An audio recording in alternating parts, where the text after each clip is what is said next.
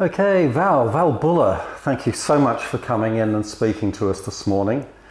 Now, I believe you were already a local before you became a Buller, so can you start by telling us a little about Medoc and your family? My family moved to Medoc when I was 9.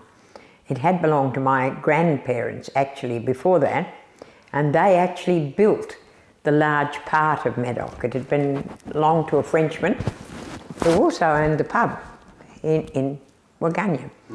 And when my grandparents on my mother's side bought Medoc in early, I think it might have been 23, 24, somewhere around about that, they enlarged it. And they lived there, and I was actually born there because of the connection with my grandmother. And then my father came from Jerilderie. They had a station out there, and he moved back and bought Medoc and went his own way when I was 9 years old. Okay. So I was connected with Medoc from then on, and I went to the Little Lake School, which was on the corner of Buller's Vineyard and the Murray Valley Highway. And my husband-to-be had been there before, but I didn't see him, I came after. And so I really belonged to the one area. I didn't move very far in my whole life. I'm intrigued by the name Medoc. Now, you say he was a Frenchman. Did he actually plant a vineyard as well? Yes, he had a vineyard there, and he had a winery. There was a winery at Medoc, and part of it was still there when Granny had it, and they turned it into a bit of a garage come somewhere to store the hay for the horses, because they actually had not just the 10 acres that's there now. I think they had something like 200 or 300 acres, which was part of Crumplehorn. Part of it's Crumplehorn now, and part of it belongs to O'Donoghue's, and part belongs to Bill Chambers. So it's all broken up, because when the man who had bought Medoc from my grandparents sold it, he broke it up into small lots, and when we owned Medoc, it was only 10 acres, just enough for our ponies and no hassle. And you say vineyard is still there on one of those blocks? No, not really. Okay. But after we sold it, it changed hands a few times, and then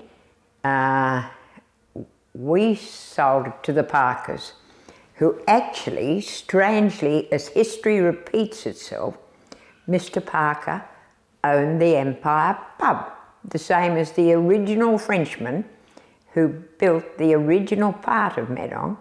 He owned the Empire Hotel, and then they sold it to Mr. Levins, the dentist, and then they sold it to an awfully nice couple who lived out at Rennie and were very good gardeners. And then it was sold to the Gordons, and the Gordons restored the garden and the house and brought it all back again. Yeah. And now it's sold again. Again? Yeah. What are your earliest memories of Rutherglen and the area? Bringing my horse over to have its shoes put on at Jasper's garage. And where was that? Down the far end of the town, where it still is, Okay. and has a heritage rating. And where they keep the buses was where there was a Mr. Hosick. God, where did I get that from? Mr. Hosick, and he used to shoe my ponies for me. Old Tom Fat. Yeah, Tom Fat was absolutely idyllic child's horse, but very hard to shoe. And Mr. Hosick was the only one who could manage Tom Fat's very bad behaviour. And you did a lot of riding in those Oh early yes. years, did you? Well, in those days, The only way you were free, bicycles were pretty expensive. A pony was much cheaper if you had a bit of land, and I and my sisters all rode, and my mother rode. She was a very good horsewoman, and we kids had ponies, and so that was our freedom. And were you, as a girl or a young woman, were you aware much of what the wine industry was at the time?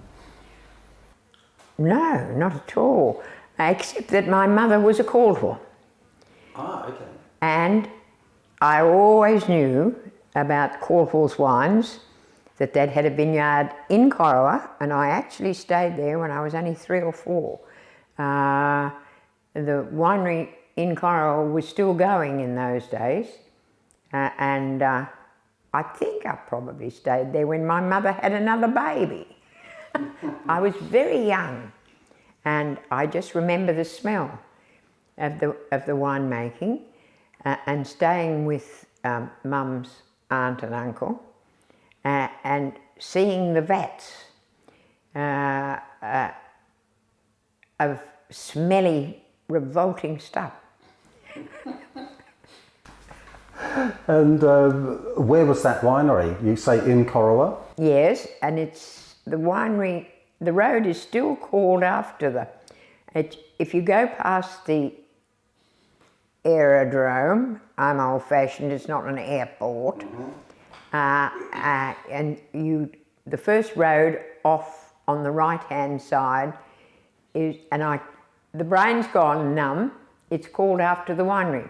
Starts with a C and it will come eventually, but it's down fairly deep. Okay. Take a bit of digging out. Right. So we always had this connection to wine. So unusually, we drank wine. The family drank wine when they had dinner parties and had friends. The men very often drank beer, but my mother and father always had wine with their meal. That's very interesting. Only because of the connection to the wine industry, I'm sure. Because in those days, middle-class Australia frowned terribly on wine. It was, plonk, not acceptable. But a lot of the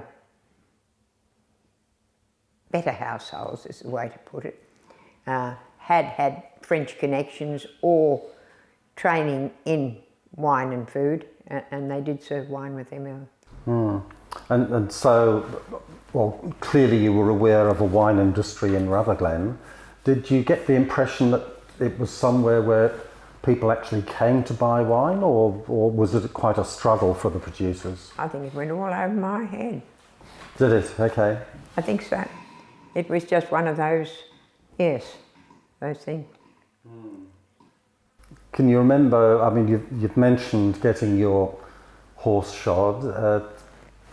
Can you remember any other characters in Rutherglen at the time? Or Corowa? Oh, yes, Rutherglen was full of characters. But I can't really remember. We used to go to the show. The Rutherglen show was a very, very magnificent show in those days, and run by very, very efficient people, like Mr. Angus Williams, who was a farmer from down towards Yarrawonga, and a lot of the country men used to come in and put on a wonderful rural show with beautiful horses and lots of livestock, and very little in the way of roundabouts and things. It was a truly agricultural show that was very... The Diffie family had a lot to do with it too. You've mentioned that your primary school was on the corner very close to Buller's, and that... I had a problem. Sorry? I had a problem. And that when we came in from the country, my father wouldn't let us go to the local school. So we had governesses. Always had governesses. And I'm the most uneducated person that anybody could ever have, because mother would not allow any form of discipline. And so we had governesses and no discipline.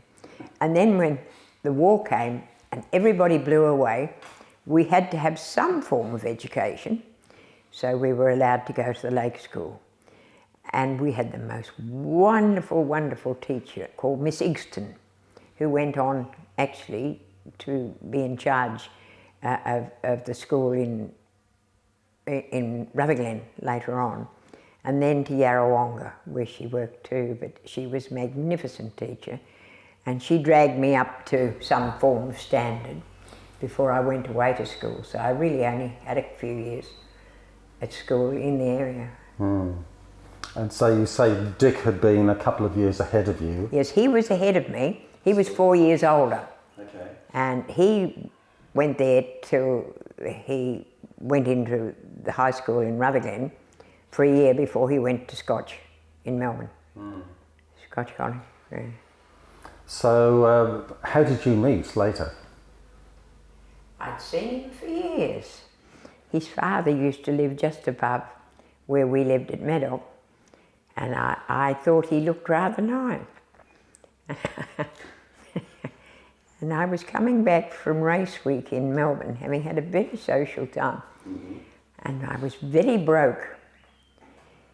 So I said to him, if you're eating, I saw him on the train, and I said, if you're eating, would you like to volunteer some food for me? I'm starving. So I picked him up on a train. Oh, I think that's beautiful. I was the large age of 16, and I didn't ever look at anybody else ever again. Is that right? Amazing. He was rather an outstanding person. Yes, I have vague recollections of him from having judged at the Rutherglen Wine Show, I think in 1988. Yeah. He actually ticked me off over my opinion on one wine. That'd be right. That would be right. So when did you marry? 52. My family wouldn't let me marry till I turned 21. Okay. Yeah. Do you regret that, or? Of course I do. I lost 5 years that I could have been with him, and he died at 70. Yeah, so that was 5 years I didn't have. But they were quite right. Mum said, look, you're so mad, all you'll do is have babies and then you'll have no youth, no nothing. And she was quite right. I had three in 3 years. I never regretted that either, because we were all terribly young together and we grew up together, and they've been very good boys. They've grown up and done well. And what can you remember of Buller's when you joined the family? Buller's the family, Buller's the company. Mr. Buller was an amazing man, absolutely amazing man, who I really often think I might have fallen in love with him and then married the son. And because I knew him for quite a few years before I met his son. His son was at Roseworthy in South Australia. And he went into the Navy just before the First War as a midshipman and came out as a lieutenant commander, and then went back into the Second War and was a commander all through the Second War. So he was an amazing man. He felt it was his duty, even though he left 3 children without a mother and with a manager, and let his business slide while he protected his country, and then came home and then built it into what we built it into before we overstepped the mark. So Dick and his siblings were without a mother for a while? Yes. I hadn't realised that. Richard's mother died when he was only 11, and they had housekeepers. Somebody called Effie, who they absolutely adored, and I think she was very, very good. And the two girls went to boarding school, and then he first Jean, and then Marg went down to PLC, and then Richard was there on his own, and things were pretty tough for him as a small boy through the war with no mother and no father. So he insisted that the three boys had to be taught to cook, to sew, to do their own washing, to know how to care for themselves, because he said if he'd had that training, he wouldn't have been so badly off.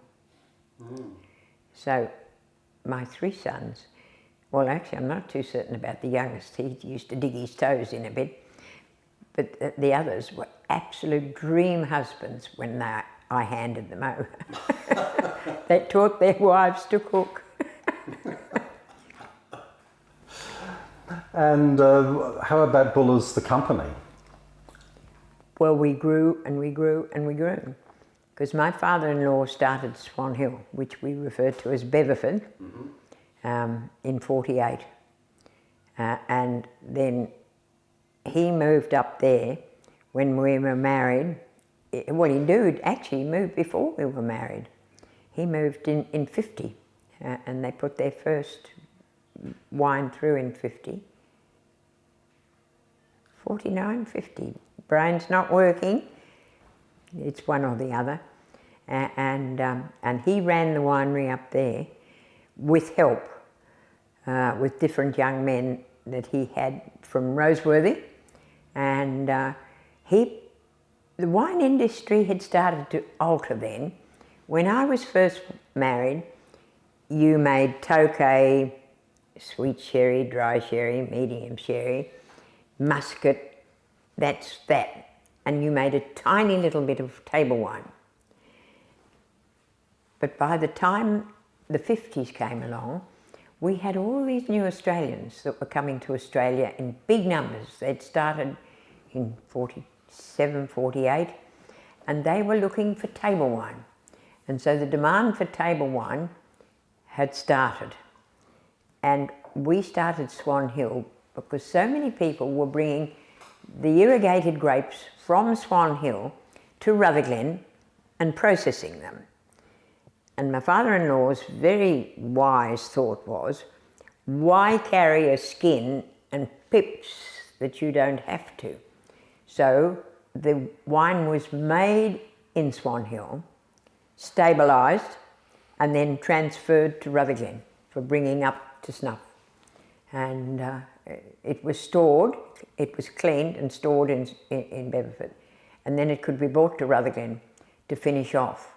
And then, of course, later on, we advanced the winery at Beverford to the stage where it was making its own wines and doing everything. It had a very, very good manager in Mr. Tuckwell. Mr. Tuckwell had been the manager of Burgoyne's, which was the French company here.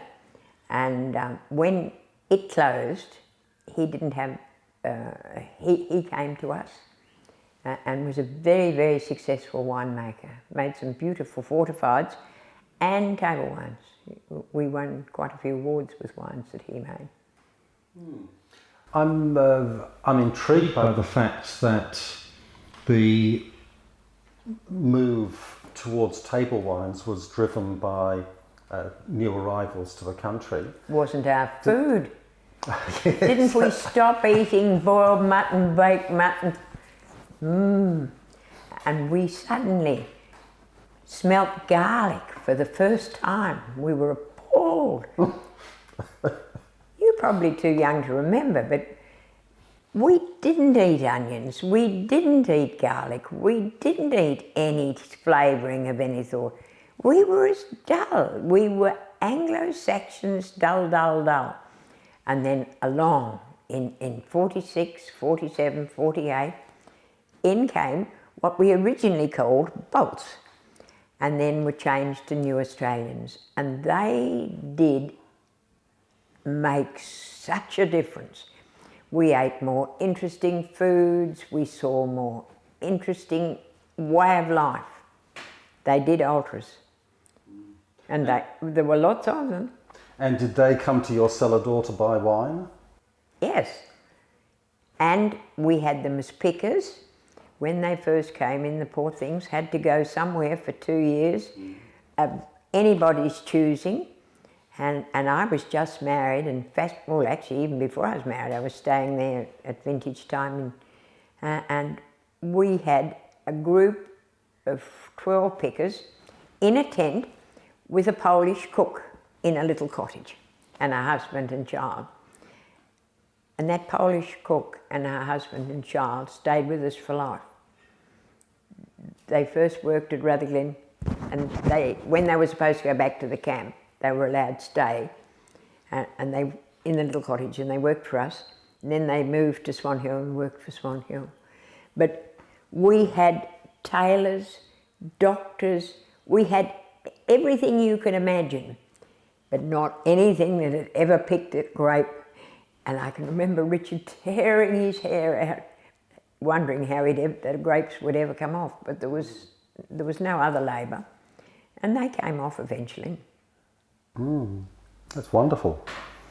And so, with the beginning of demand for table wine, and of course you've been producing the fortifieds for years. Yeah. We'd always made a bit of table wine because there was a very big Greek and Italian population in Melbourne. And we had made for that. And we had made, it had never been our mainstay, but we'd always made table wine. So we knew what to do. And Richard had gone through Roseworthy, and he was a good winemaker. And were those wines sold largely through cellar door or to the Melbourne market? They were sold in bulk. They were sold in bulk to people like Santa Maria and, oh now, dredge your brain, you do know. Seabrooks? Oh, Seabrooks, yes. Crittenden? Yeah, those people. And then they'd put it in bottle.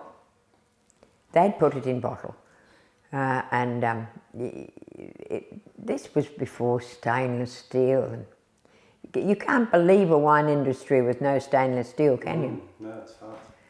Used to go down in a great big barrel on the back of a truck. And when did cellar door sales really begin to pick That up? was after we'd had our wine festival.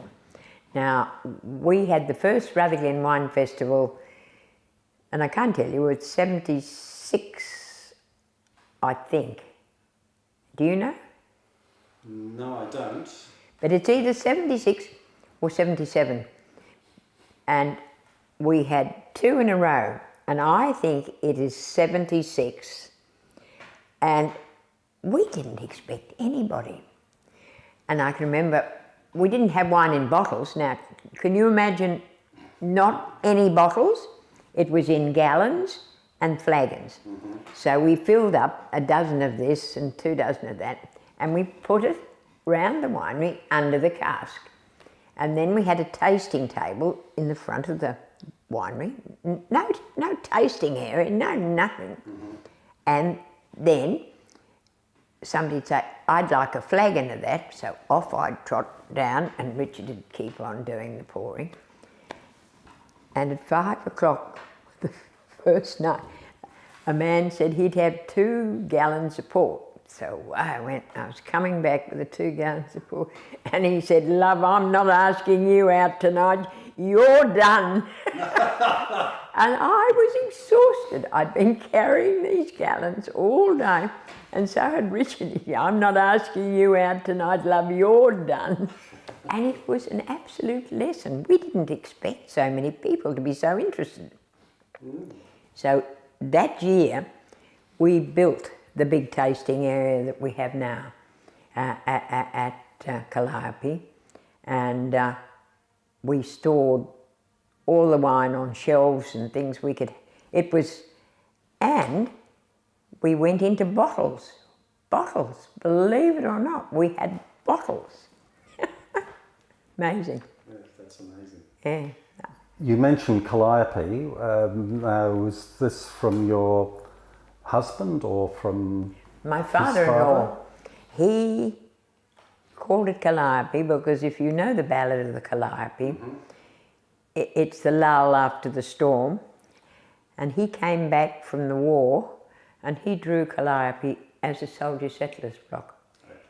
It was one of the few successful soldier settlers blocks in Rutherglen, and he had returned to the quiet after the storm, so he called it calliope. The Ballad of the Calliope is a very lovely poem. Yeah. Yes. How have you seen Rutherglen change in recent years? Not much. Rutherglen was going to pull down all its verandas and modernise. And I just happened to be on the Rutherglen Development Association. I was actually secretary, even though I couldn't read or write. And I fought furiously to keep the facade as it is. Thank God we won. And only the bank and the hardware shop got away from me. Everybody else had to keep their verandas and physically, Rutherglen has not changed terribly much, but it has changed within itself. We now have lovely, well, we had antiques, but antiques have died, so nobody's buying antiques, so that's died.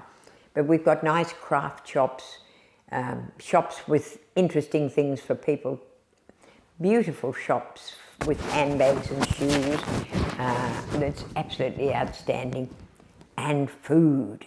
And our food is high standard, which is very, very lucky. The Tuileries has been very, very successful, very well run, and Tony's done a wonderful job there for a long time. And we've had other food places. We started with the Shamrock as the first restaurant with 3 kids with no money, and they were in the winery saying what they wanted to do, and I said, oh, do it. And they said, oh, we can't risk it. I said, well, what outlay have you got to have? I said, there's a terrible old junk place in Wodonga. Why don't you get some tables and chairs from there, a pile of gingham, make your tablecloths, hang up your curtains, and try. And I said, the only thing you really need is a good stove. And they did. And that was the beginning of the Shamrock Hotel in the old menswear shop. And they were so successful that within 18 months they'd bought the big Shamrock down the bottom, and they were away and running. She was a beautiful chef, and Peter was a very good mine host. And that was the beginning. And then we got more restaurants, more places to have afternoon tea, interesting, bits and pieces. Very nice. And have you noticed how the wines have changed? Oh, yes. In your time? Oh, yes. They've become... We make wine in the wrong part of the world. So we have to be chemically very clean, very well made, technically very well made. And we have to use interesting varieties. And we have to be able to think away. I can remember I was the first woman to be allowed into the wine tastings at the Royal Show. Men barred women, but they let me in. And a man was swirling a wine in a glass, and he said, well, you're taking up space, tell me what it is. And I said to him, it's Chardonnay and Semillon.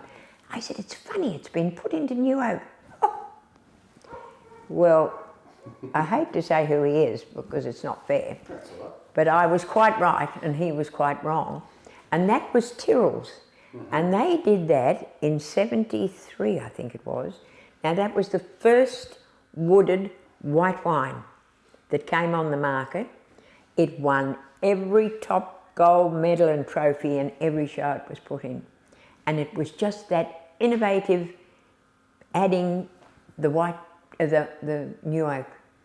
And it just gave Chardonnay and Semillon that lift, which we all take for granted now. And it's been the same in the New Zealanders did so well with, there's a Sauvignon Blanc. Sauvignon Blanc, yes. Magnificent. Absolutely magnificent. And then we had to do the same. So we looked for land that was cooler and in the right place with the right aspect. And now there are some very nice Sauvignon Blancs being made in places like the Yarra Valley and Clare Valley and very good. But Semillon is still being made in the Hunter, and Semillon likes heat. And if you're looking for a good Semillon,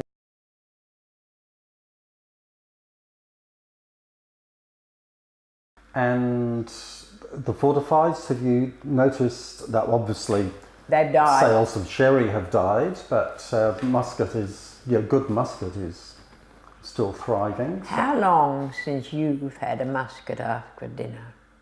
About 3 days. Well, you're the exception. You're the exception. Our fortified wines are still world class. But there is no way you could live and make only fortified wines. They're dead. They're too high alcohol. And the average Australian doesn't want one drink. And you can't have 2 drinks of a high alcohol wine and still drive home. So it's died, which is very sad, because we're still making those beautiful wines. They are still there. And for special places, such as a very high market place where people are staying, not driving home, they're still buying these wines and using them as part of their entertainment. But you can't have 2 or 3 ports and go home. You'll be off the road. And that's what's called us. And so it jolly well should. In the old days, some of the old boys driving home, I can assure you, I was so glad the roads were wide because they dodged from tree to tree. This question's a little difficult to ask, and it may be difficult for you to answer as well, but it must have been very disappointing what happened to Buller's over the years. Greed was what happened. We grew and we did very, very well. And then we lost our steady hand. He died. And one part of the family wanted to stay small and exclusive, and the other wanted to grow. And we grew too fast, and it got away from us. That's what it amounts to. Never lack of work or embezzlement or anything, just trying to grow too fast and not seeing the writing on the wall. Growing through a period where everybody else was starting to retract. And that was what was our undoing. And it was very sad, but look, 3 generations from shirt sleeves to shirt sleeves. They're all working in jobs now. Andrew has started again. He's bought the old Graham property, and he's started at Canterbury. He's got nothing, but he will get there because he's a very good winemaker. Graham has a very good job in the Barossa Valley with, and I can never remember their name, at Renmark, and they've just redone up all the old Renmark winery, and he's going from strength to strength there. Put one of his brandies into the big show over there, and won the top award. And they're all gagging because so many of them have won it year after year, and along came this interloper and knocked them off their perch, so that's doing well.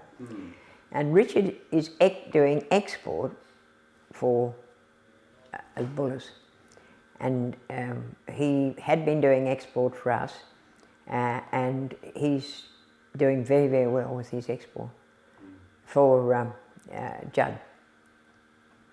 Who was the winemaker at Buring's who made those outstanding white wines that he was the only man to do it? John Vickery. Vickery! Look, I've been going, you're right, John Vickery. Now he had that ability to be above the pack. Yeah, magnificent. Wonderful Rieslings, yes. Yeah, that's right. Yeah.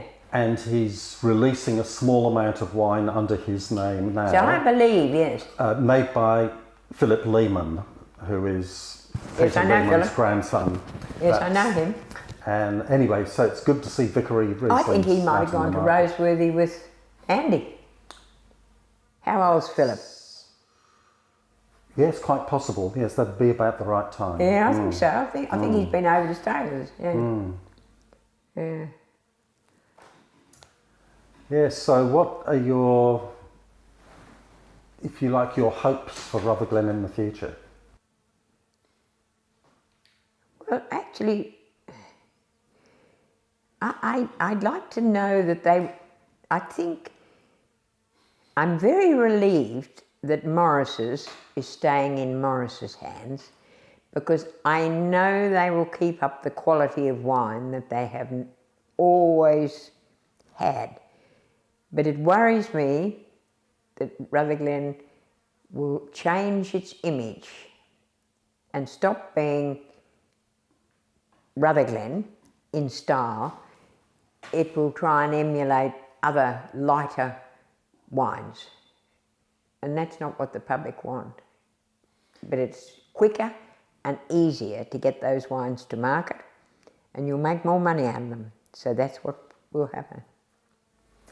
Nevertheless, there are still a lot of people who love their Durif, and they know where to get the best ones. Yes, I know. So don't you think there will always be a niche for that style of red wine here? As long as somebody makes it right. I can assure you, if you muck it up, they'll tell you. The public are very, very well educated now. There is no way you can hold something up, swirl it in a glass and make lots of hyperbole and be believed, because the public know. They do. I was forced into slavery again on Saturday when Andy and Wendy came down here. To the wedding, yes. To the wedding. And a couple came in from Canberra, and they were only looking at dry reds, and they tasted his, what he calls Canopy, which was the equivalent to his Calliope, the big, very well balanced, mature wine, and then a lighter style that he made out of grapes that came from somewhere that were gutless wonders, according to him. And look, their faces were a picture. You could see it straight away.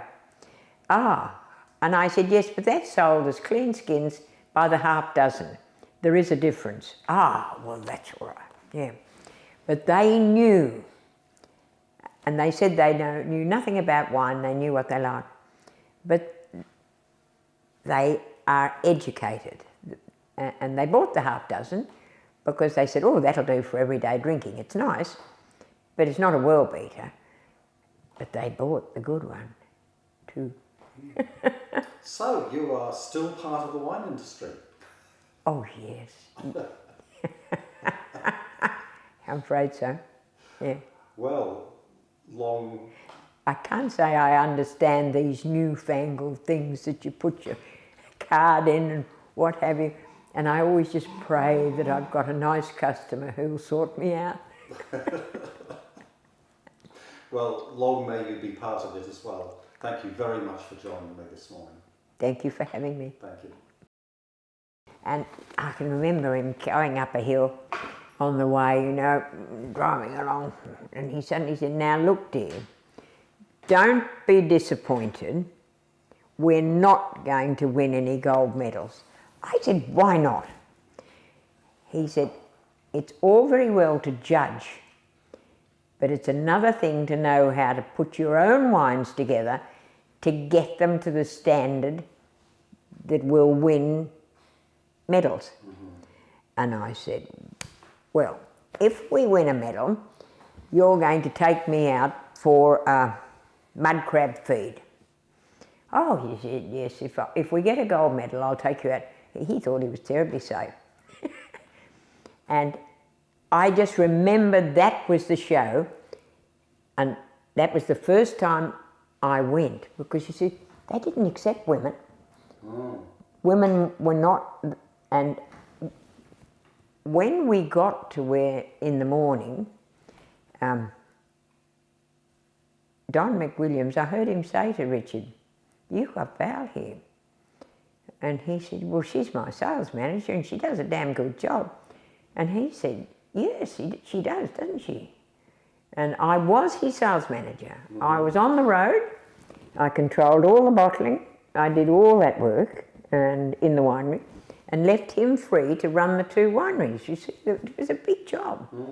And anyway, we got to the door, and the man at the door said, "Madam, you are not welcome till at 11 o'clock, which was when the public came in.